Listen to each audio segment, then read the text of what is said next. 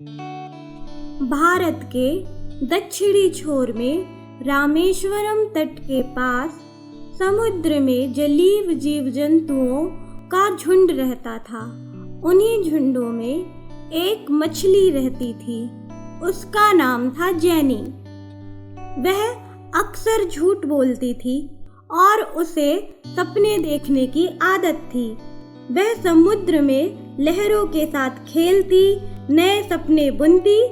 कभी सोचती, मैं जब धरती पर घूमने जाऊंगी तो वहां से खूब सुंदर सुंदर चीजें लाऊंगी, उससे अपने घर को सजाऊंगी।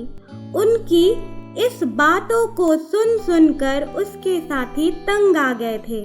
यह बात अलग थी कि कोई उसे कुछ नहीं कहता।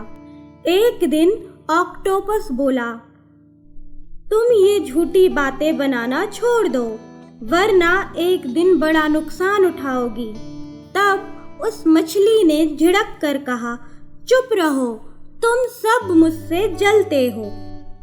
एक दिन सुबह सुबह ऑक्टोपस ने जैनी के सभी साथियों को बुलाया और उनसे पूछा, जैनी के सपनों की बातें सुन सुनकर तुम लोग भी जरूर तंग आ गए होगे।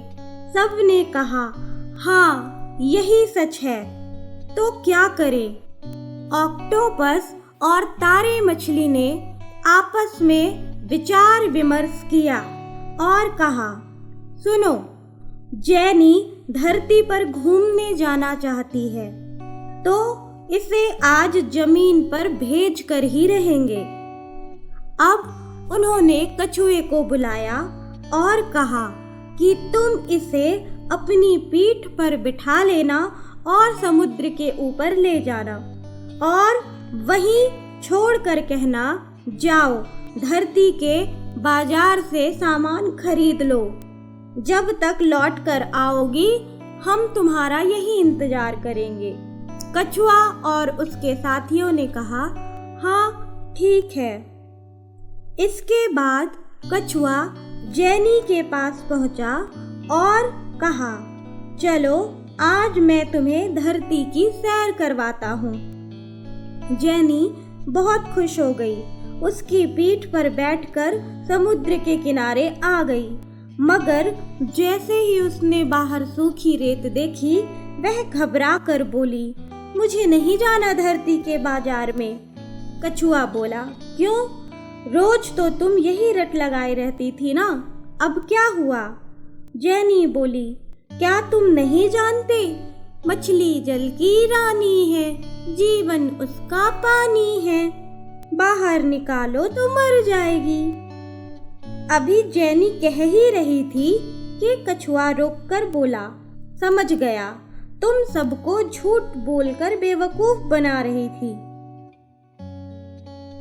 मगर याद रखना, झूठ के सहारे जीवन नहीं चलता। दिखावे में पड़कर कभी कभी जान भी गंवानी पड़ती है। दिखावे की वजह से लोग अक्सर अपनी जिंदगी को नरक बना लेते हैं।